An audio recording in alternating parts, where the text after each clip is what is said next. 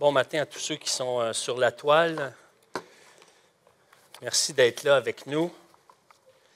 Pour ceux qui sont en direct et pour ceux qui sont en différé, eh bien, bonjour à vous aussi. On vous invite à venir sur place. Ce n'est pas seulement réservé aux baptistes évangéliques, mais vous êtes le bienvenu ici et on va vous accueillir avec joie.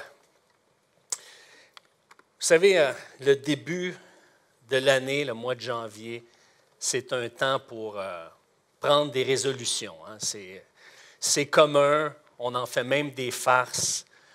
Les résolutions, on dit toujours qu'on en prend, mais est-ce qu'on va les tenir? C'est tout là le défi.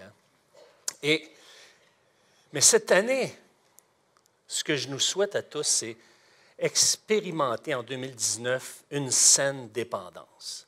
Et on va voir, à partir du texte de Genèse 32, l'expérience que Jacob a vécue à Péniel, comme quoi on est appelé à vivre une saine dépendance. Concernant les résolutions, eh bien, par applaudissement, qui ici a résolu cette année de ne pas prendre de résolution?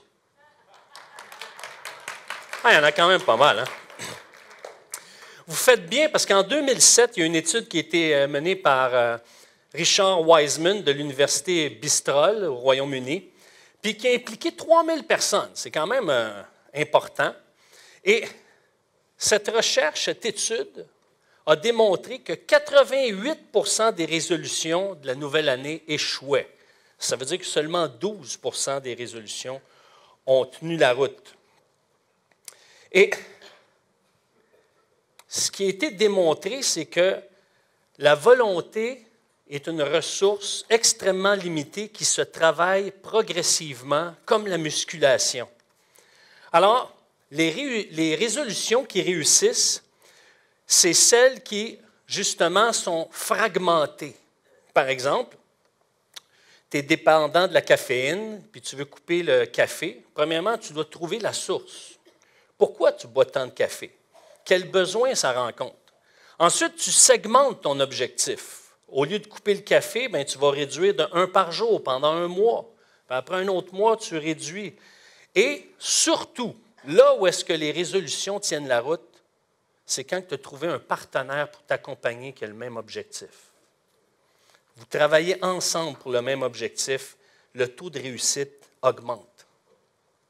Maintenant, souvent, on veut changer des choses dans notre vie. Par exemple, pour les dépendances. Il y en a qui sont dépendants aux appareils électroniques, à la télé. Ma part, c'est les croustilles. Alors, je dois gérer ça puis me limiter. Il y en a, puis c'est la nourriture en général. Il y en a que c'est le mensonge, sont accrochés, sont incapables de ne pas mentir lorsqu'ils se sentent pris au piège. D'autres, c'est la pornographie, l'alcool, les drogues, l'argent. Moi, je suis dépendant de l'adrénaline. J'aime ça quand l'adrénaline est activée. Il y en a, c'est l'approbation des autres. Puis, il y a toutes sortes d'autres dépendances ou d'autres dieux auxquels on peut être dépendant qui nous amènent à constater à un moment donné, dire « Wow, ça m'amène où tout ça? » Certaines dépendances, évidemment, sont plus néfastes que d'autres. Par exemple, si tu es dépendant du café, ça a un impact, règle générale, moins grand impact que si tu es dépendant du mensonge ou de la pornographie. Mais ce qu'on doit considérer, c'est à savoir, là où est-ce que je suis dépendant, est-ce que ça cache chez moi une indépendance envers Dieu? Et est-ce que je veux me libérer de cette dépendance-là parce que, dans le fond, je ne veux pas dépendre de Dieu? Je ne veux pas dépendre de Dieu dans un domaine. Puis, ce qu'on va voir aujourd'hui, c'est que dépendre de Dieu, et en 2019, dépendre de Dieu, ça fait tellement perdant, ça fait tellement loser. Mais, savez-vous quoi? Quand on découvre notre besoin de dépendre de Dieu, c'est là qu'on trouve la vie. Puis c'est pour ça qu'expérimenter une saine dépendance, c'est quelque chose d'extrêmement profitable. On va voir ensemble que on est souvent appelé à lutter en solitaire, mais on est appelé aussi à rechercher la vie, puis la victoire ultime, qui est d'être témoin de Dieu dans nos vies. Alors, je vous invite à ce qu'on puisse se recueillir, puis ensuite passer dans le texte de Genèse 32 à partir du verset 23. Prions. Seigneur, ce matin, puisses-tu nous amener à découvrir combien c'est bon pour chacun de nous, c'est bon pour moi de dépendre de toi. Mais en même temps, c'est tellement humiliant parce que ça m'amène à reconnaître que je ne suis pas autosuffisant. Je n'ai pas tout ce qu'il faut. J'ai besoin de toi, j'ai besoin des autres. Mais Père, ton plan est parfait et c'est là qu'on trouve la vie, lorsqu'on dépend de toi. Merci de nous instruire au travers de l'histoire de Jacob pour être encouragés à dépendre sainement de toi. Dans le nom de Jésus. Amen. Genèse 32, 23, on parle de Jacob. Il se leva la nuit même, prit ses 2 femmes, ses 2 servantes et ses 11 enfants et passa le gué de Jabbok. Il les prit, leur fit passer le torrent et leur fit passer à tout ce qui lui appartenait. Jacob resta seul. C'est alors qu'un homme lutta avec lui jusqu'au lever de l'aurore. Voyant qu'il n'était pas vainqueur contre lui, cet homme le frappa à l'emboîture de la hanche. Celle-ci se déboîta pendant qu'il luttait avec lui. Il dit, « Laisse-moi partir, car l'aurore se lève. » Jacob répondit, « Je ne te laisserai pas partir avant que tu m'aies béni. » Il lui demanda, « Quel est ton nom? » Il répondit, « Jacob. » Il ajouta, « Ton nom ne sera plus Jacob, mais tu seras appelé Israël, car tu as lutté avec Dieu et avec des hommes, et tu as été vainqueur. » Jacob lui demanda, « Révèle-moi donc ton nom. » Il répondit, « Pourquoi demandes-tu mon nom? » Et il le bénit. Jacob appela cet endroit Péniel, car, dit-il, « J'ai vu Dieu face à face, et ma vie a été sauvée. » Le soleil se leva lorsqu'il passa Péniel. Il boitait de la hanche. Pour se mettre dans le contexte, eh bien, Jacob, lorsqu'il était dans le ventre de sa mère, voulait sortir en premier. Mais finalement, c'est Ésaü qui est sorti en premier du ventre. Et plus tard, Jacob comprit que c'était lui qui allait recevoir la bénédiction d'être de la descendance de son grand-père Abraham, de son père Isaac, et de lui allait naître une nation appelée de Dieu, le peuple d'Israël. À l'époque, il s'appelait Jacob, mais il savait juste que lui, il allait faire partie de cette lignée que Dieu appelait un peuple nombreux. Mais sa mère, à un moment donné, a planifié un stratagème pour que Isaac puisse lui transmettre la bénédiction, mais il y a un petit tour de passe-passe, il se déguise en Ésaü, il reçoit la bénédiction, puis c'est toute une manigance. Mais là, quand Ésaü l'apprend, il est fâché, puis il dit, « Il m'a le tué, lui, là. Je viens de réaliser ce que je viens de perdre. » là. Et là, Jacob quitte, et il s'en va chez Laban, son oncle, puis il reste là une vingtaine d'années. Mais à un moment donné, on voit ça dans Genèse 31, 3, Dieu donne une parole à Jacob. Et ça, c'est clé, ça. Il dit, « C'est alors que l'Éternel dit à Jacob, retourne dans le pays de tes pères et dans ton lieu de naissance, et je serai avec toi. » Parce que Dieu avait choisi un territoire pour dire, c'est là que mon peuple va vivre, c'est là qu'il va se multiplier, c'est là que ce peuple va devenir une nation témoin, un exemple de ce que c'est marcher avec Dieu. Et là, Dieu est en train de dire à Jacob, là, moi je t'appelle, on s'en va dans ce territoire-là, je suis avec toi. En d'autres mots, là, il dit, c'est aujourd'hui que j'ai décidé de te donner la bénédiction. Avant, tu as essayé d'aller la chercher par toi-même. Maintenant, aujourd'hui, dans ce que j'ai préparé d'avance pour toi, là, je t'appelle à y aller. Mais il y a un petit obstacle. Parce que ça arrive des fois, à l'occasion, que Dieu nous appelle, et là, on est tous confiants parce que c'est Dieu qui nous appelle, mais il y a des obstacles qui nous dépassent. Et là, Jacob, un méchant obstacle, parce que pour se rendre dans le pays que Dieu l'appelle, il faut qu'il passe par un petit chemin où est-ce qu'il doit retrouver son frère Ésaü. Et qu'est-ce que ça veut dire? Ça veut dire que ça se peut que je me fasse trancher la gorge par Ésaü. Parce qu'à cause de moi, Jacob, eh bien, lui, il n'a pas hérité de la bénédiction. Fait que ma vie est en danger, là.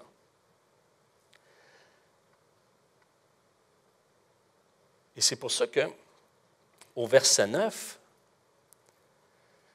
Jacob se disait, si Ésaü attaque l'un des camps et le bat, le camp qui restera pourra se sauver. Donc, il sépare la gang en deux. Il se dit, bon, ben, si jamais eux autres en avant, ils se font tuer, ben là, on va pouvoir se sauver. Là. Il a peur, là, Jacob. Là. Alors, Jacob dit, Dieu de mon grand-père, Dieu de mon père Isaac, Éternel, toi qui m'as dit, retourne dans ton pays, dans ton lieu de naissance, et je te ferai du bien. C'est intéressant, hein? Parce qu'au chapitre 31, Dieu dit, je suis avec toi. Et comment Jacob a compris ça? Quand Dieu est avec moi, ça veut dire que Dieu va me faire du bien. En d'autres mots, il va me protéger. Et c'est pour ça que quand on passe au travers une épreuve, c'est important de se nourrir de la parole de Dieu parce que c'est seulement là-dessus qu'on peut s'accrocher. Sur ce que Dieu dit, sur sa parole. C'est là-dessus qu'on a basé notre espoir. Mais, si on n'a pas lu le restant de l'histoire, on peut dire, hey, ben, il a dû être fortifié. Là. Dieu dit, hey, je suis avec toi. Il devait être gonflé à bloc. Là. Hey, Dieu me donne une parole. Là. Je suis un conquérant, je suis vainqueur. Non, non. La parole de Dieu nous dit qu'il est saisi d'angoisse. Jacob est saisi d'angoisse. Et c'est pour ça que là, dans ce chapitre 32, à partir du verset 23, on voit que Jacob fait face à un défi de taille. Sa vie est en danger. Est-ce que je vais croire ce que Dieu m'a dit qui est avec moi? Ou je vais pouvoir voir un jour, me voir dans ce pays auquel il m'a appelé, où est-ce que je vais être en parfaite vie et je vais voir ma descendance se multiplier et voir la bénédiction s'accomplir. Et là, c'est pour ça que l'événement se passe dans la nuit. Et ça se passe dans la nuit parce que c'est là, dans la nuit, qu'il fait noir. C'est une période sombre. Et c'est long la nuit quand on reste réveillé, et spécialement lorsqu'on combat avec Dieu. Et là, il se ramasse tout seul. Et souvent, ce qui nous fait le plus peur dans l'épreuve, c'est d'avoir l'impression qu'on est tout seul. Et c'est pour ça qu'on le voit maintenant lutter en solitaire. Il est angoissé, il est saisi de peur, il est saisi de crainte, mais il sait que c'est là que Dieu l'appelle. Et ça nous rappelle Jésus-Christ dans le jardin de Gethsémani. Il est saisi d'angoisse. Puis il dit à son père, il dit, non pas ma volonté, mais ta volonté. Ce Jacob, c'est Jésus, qui lui est prêt à faire la volonté de Dieu malgré ses angoisses.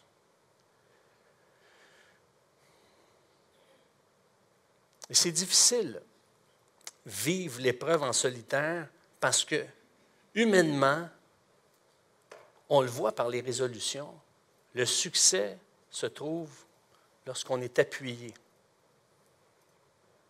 Mais Dieu nous appelle souvent à vivre en solitaire, non pas parce qu'il veut qu'on soit des êtres solitaires, mais dans l'épreuve, il veut qu'on la vive seul, dans bien des cas, pour qu'on puisse avoir une photo, une prise de conscience tellement claire de l'œuvre de Dieu et que son plan ne dépend pas de nous, ne dépend pas de nos performances, nos qualifications, même s'il les utilise. Mais ce qui va faire toute la différence, c'est son intervention, c'est son action, c'est d'être témoin de ce qui agit et qui est fidèle à sa parole. On peut s'ouvrir de solitude par isolation volontaire, en disant « je me retire, moi je ne veux pas me mêler de rien ». Par isolation involontaire, on se ramasse dans des circonstances qu'on est tout seul. On pense juste à Marthe et Marie, hein? Marthe qui se ramasse tout seul à préparer le lunch, puis elle n'a pas de bonne humeur. Ou ça peut être une solitude incontournable, comme celle d'ici de Jacob. Et on parle cette solitude-là, par exemple, dans le psaume 118,5, 118,5 et psaume 18,19. Et donc, Jacob passe par le gué de Jabbok, et qui veut dire qui se vide. Et lui, il se pensait seul. Et Pierre nous en parle dans 1 Pierre 5,9, comme quoi souvent on a l'impression qu'on est seul, mais on ne réalise pas, il y a plein de gens comme nous qui vivent sensiblement les mêmes défis que nous. Mais ce qui est intéressant dans cette solitude-là, dans cette lutte en solitaire, c'est que ça l'a amené Jacob à prier. Et dans ces temps, si vous regardez en arrière, vous faites une rétrospective de tous les défis auxquels vous avez fait face, puis vous vous êtes senti seul, puis vous vous êtes demandé, bien, pourquoi je n'ai pas eu de l'aide là-dedans? Pourquoi personne ne s'est soucié de moi? Mais si on analyse, on peut dire qu'on a vu la main de Dieu malgré tout. Et c'est pour ça que dans l'épreuve, lorsqu'on a un défi auquel le Seigneur nous présente, qui nous amène dans une voie où est-ce qu'on fait face à un défi, eh bien, c'est là qu'on doit rechercher la vie. N'oublions pas, ça se passe dans la nuit. C'est là qu'on a moins d'énergie, on est moins vigoureux, on est moins patient, et ça semble toujours interminable quand quelque chose se passe la nuit. Mais la clé, ce que Jacob a compris au fil des ans, c'est que je dois reposer ma foi sur Dieu, je dois dépendre de lui. De lui dépend la bénédiction, de lui dépend que je vais m'en sortir, de lui dépend que je vais arriver là où est-ce qu'il m'appelle à aller.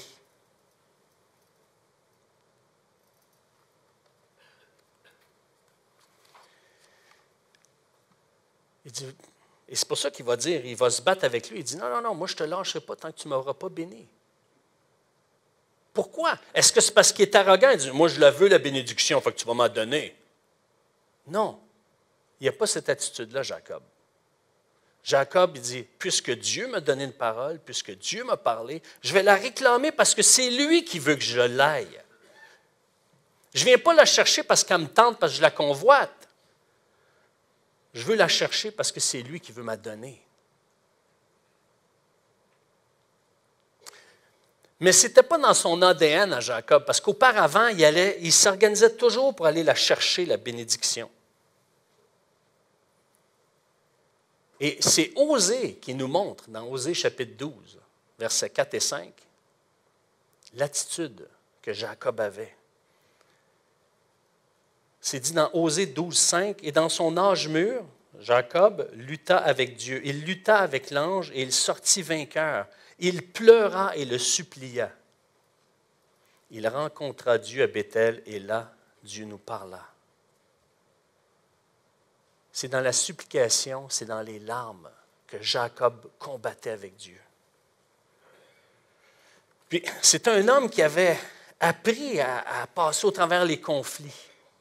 Mais il savait une chose, il dit, même si c'est douloureux, même si ça fait mal, Seigneur, je vais persévérer à être avec toi dans ce combat-là parce que c'est toi qui m'as promis la bénédiction.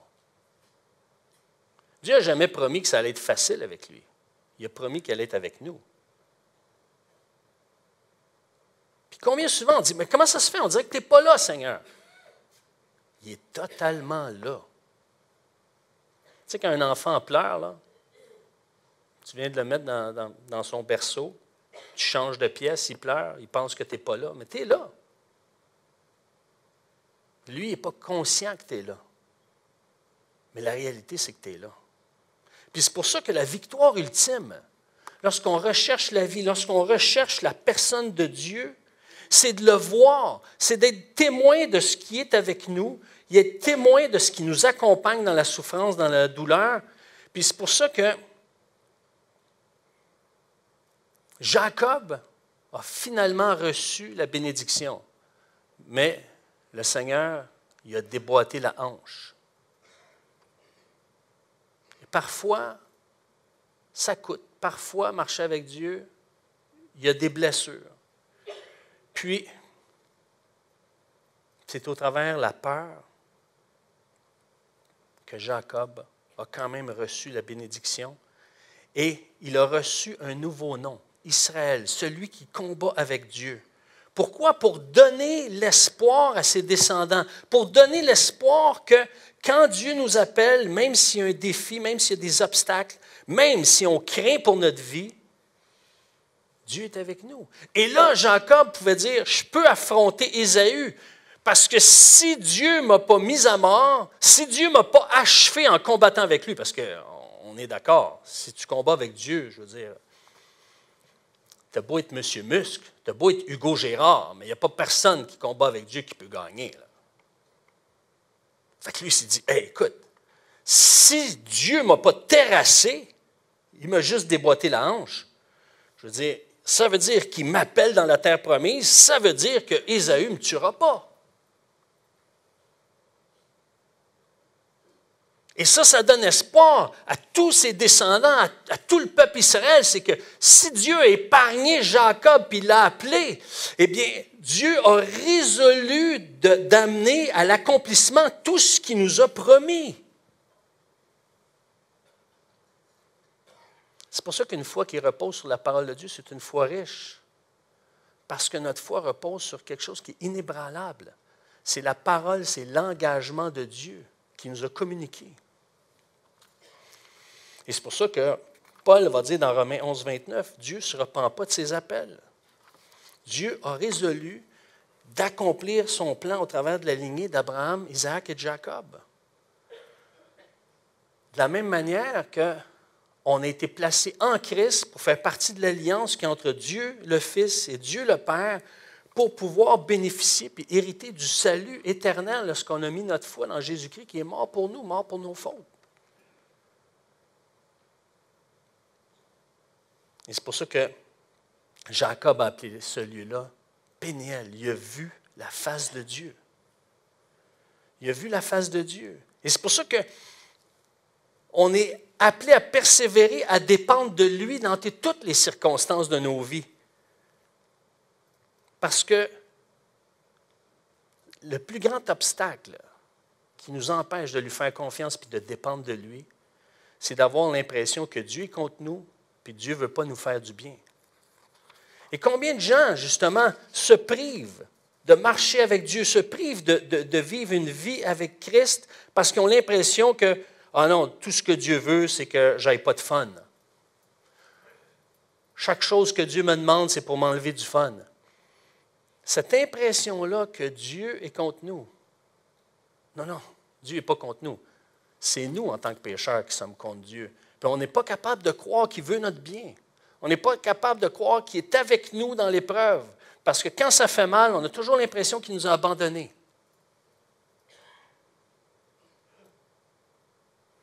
Mais la dépendance qui est transformatrice, c'est celle qui nous amène à rentrer dans notre mandat de témoin. De le voir. De voir qu'il est avec nous, puis de voir, puis de comprendre qu'il, dans ce qu'il a préparé d'avance, puis dans ce qu'il est en train de façonner dans notre vie, qui est à l'œuvre. Vous voyez, par exemple, des artistes prendre des blocs de glace puis en train de sculpter. On ne sait pas où est-ce qu'il va en venir à un moment donné. Puis là, il y a des femmes, c'est petit ça qu'il est en train de faire. Ah non, OK, bon. Puis là, je ne sais pas, moi, il est en train de sculpter un pingouin. Puis là, c'est à la fin qu'on voit toute l'œuvre, le chef-d'œuvre. Mais en cours de route, on n'est pas capable de dire, mais celui qui est en train de sculpter, il le sait, lui. Et c'est pour ça que nous, quand Dieu est en train de façonner notre vie, on doit lui faire confiance. Mais ce que Dieu nous appelle à vivre, c'est d'avoir recours à lui, son appui, puis de chercher continuellement sa face. C'est ce que le psaume 105 puis 1 Chronique 16 nous dit.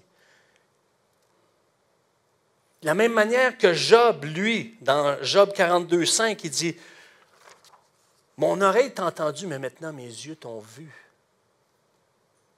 Qu'est-ce qui fait de la différence entre quelqu'un qui pratique une religion et quelqu'un qui a une relation avec Dieu? C'est que celui qui a une relation avec Dieu s'appuie sur sa parole, puis ce qu'il recherche, c'est être témoin de l'intervention de Dieu, témoin de l'action de Dieu, témoin de la signature de Dieu dans sa vie. Puis c'est pour ça que Jésus, ce Jacob qui est dans le jardin de Gethsémani, est pris de la même émotion, la même angoisse. Et Jésus dit, moi, là, Seigneur, je vais y aller à la croix parce que tu m'appelles à être l'objet d'un salut, à être la source d'un salut, à être l'origine d'un salut pour une multitude. Puis la vie des autres en dépendent. Puis c'est ton plan qu'on a résolu ensemble d'accomplir.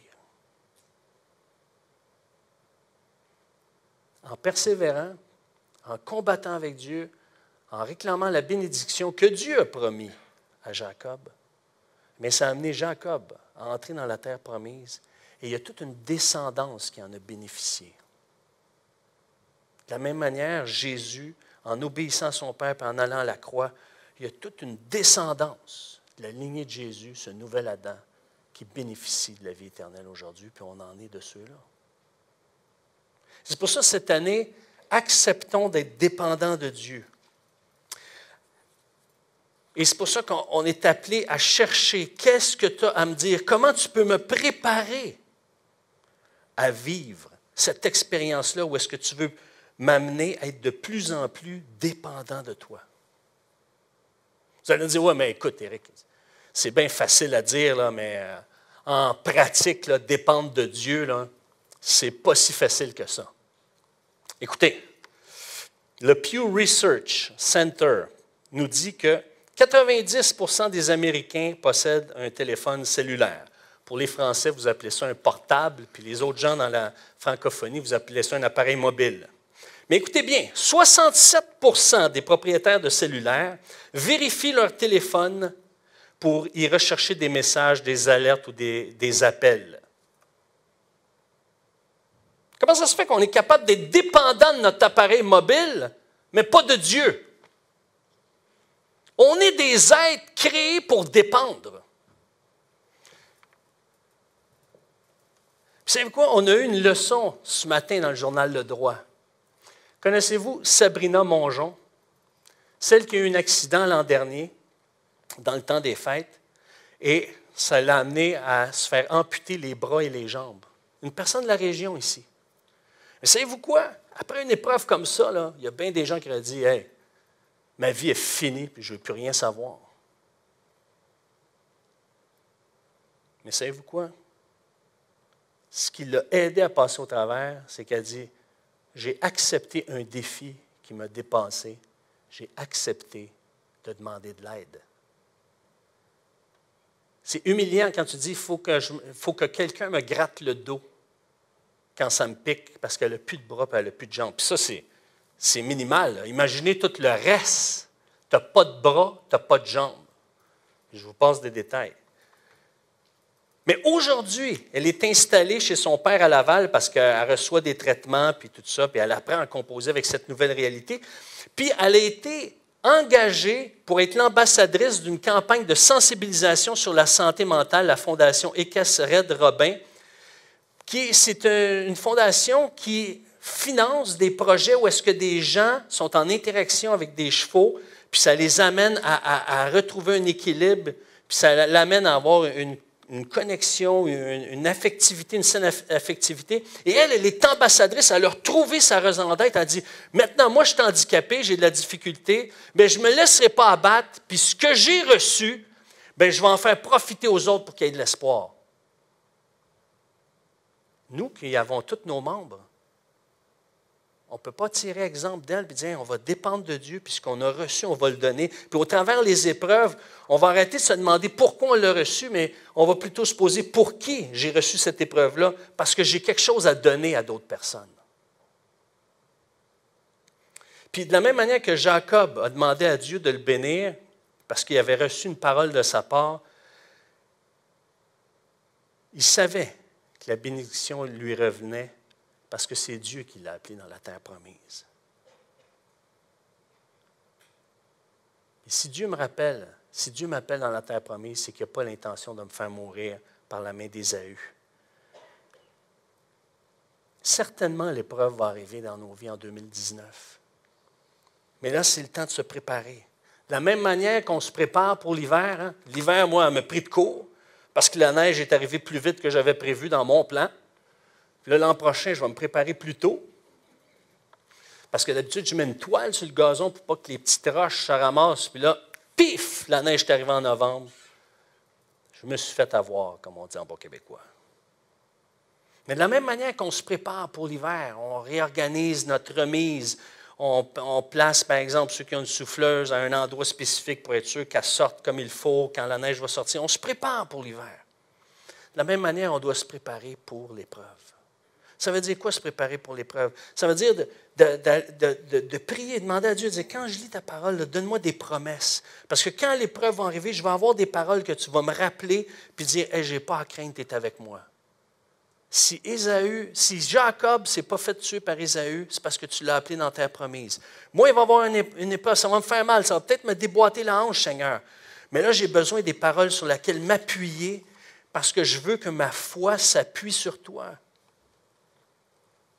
Dans le psaume 94, 19, je vous invite à le prendre en note, 94, 19, « Quand mon cœur est agité par une foule de pensées. » Tu sais, quand ça commence, comme le hamster commence à tourner, là.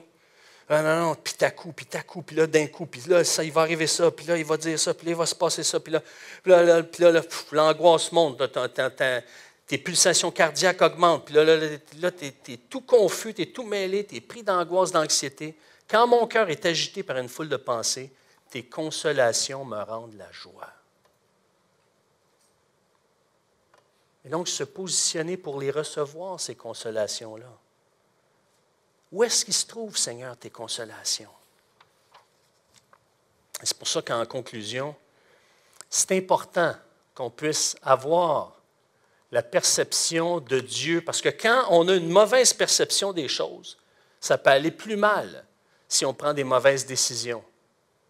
Et on va voir un sketch qui dure une quarantaine de secondes qui nous montre qu'avoir la mauvaise perception des choses, ça peut créer des problèmes.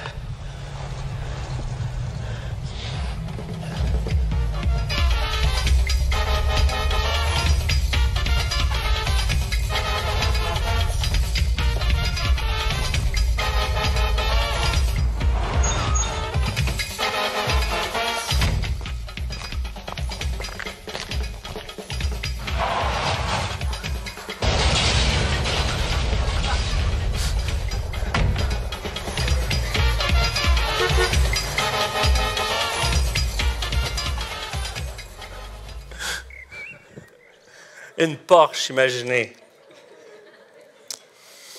Je ne sais pas si Mathieu Farley aimerait ça qu'on fasse ça avec sa Audi, mais...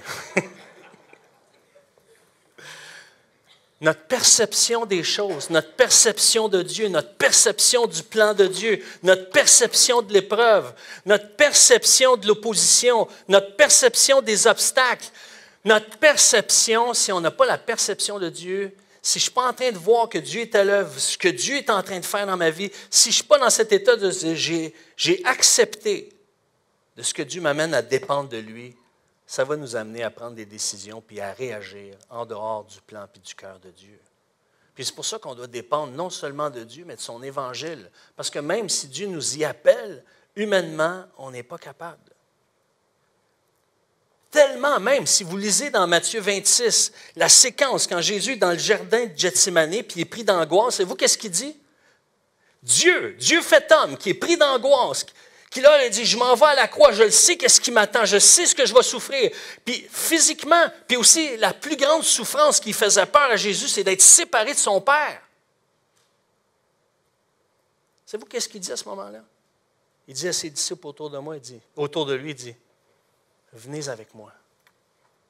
Je veux que vous soyez ici autour de moi. Il avait besoin de ses chums dans ce moment-là pour l'entourer parce qu'il savait que ça allait être tough, ce qu'il allait vivre. Et ça nous montre que le Seigneur a une provision.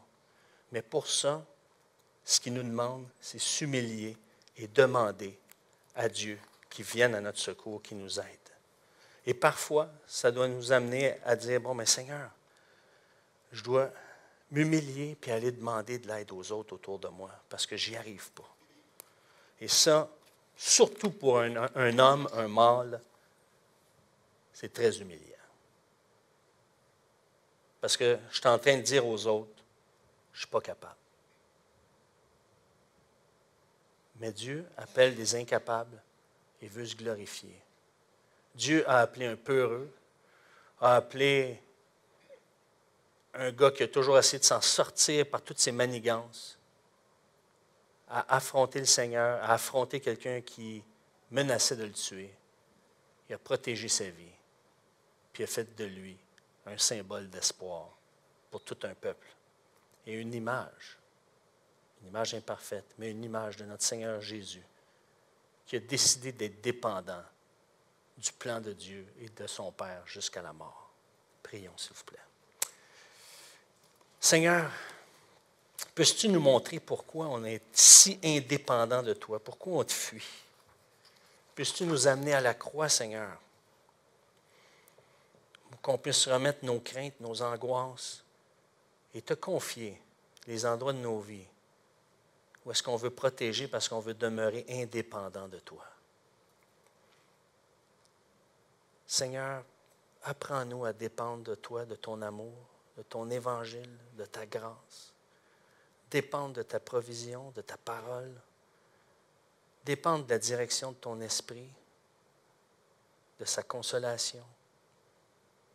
Merci de nous donner d'être une Église qui dépend de toi et qui, chacun de nous, qu'on puisse trouver notre place pour être au bon moment, au bon endroit, pour encourager, édifier, fortifier tous ceux qui sont dans le besoin, parce qu'un tour, ça sera le nôtre. Merci de nous donner ce qu'on a reçu, de nous donner pour qu'on puisse donner ce qu'on a reçu de toi. On te remercie dans le nom de Jésus. Amen.